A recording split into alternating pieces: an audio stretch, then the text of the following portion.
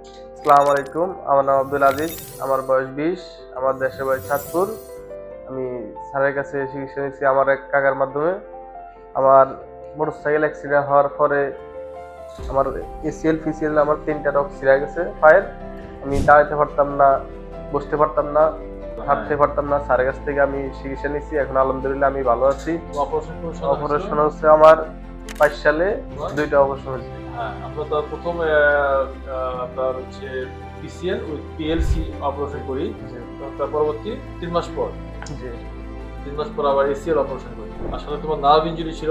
Nerve injury ছিল। আমি আলহামদুলিল্লাহ স্যারের অপারেশনের কথা বলছে। আমি স্যারের তারপর বলছে ভালো হইব। আমি এটা ওষুধ দিছে। আমি ওষুধ খেয়ে আলহামদুলিল্লাহ আমি এখন ভালো আছি, সুস্থ আছি। আমি এখন হাঁটাচলা করতে পারি। আমি এখন একজন ব্যবসায়ী। আমি ব্যবসা করি, গাড়ি চালাই।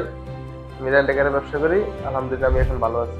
তোমার গাড়ি চালাতে চলাফেরা করতে কোনো সমস্যা না, হয় না। আলহামদুলিল্লাহ আমি এখন কোনো অসুবিধা নাই। আমাদের খুব একটা সৌভাগ্যের বিষয় হচ্ছে তার তার লিগামেন্ট ইনজুরির পাশাপাশি তার নার্ভ ইনজুরি ছিল, অর্থাৎ তার ফুট ড্রপ ছিল।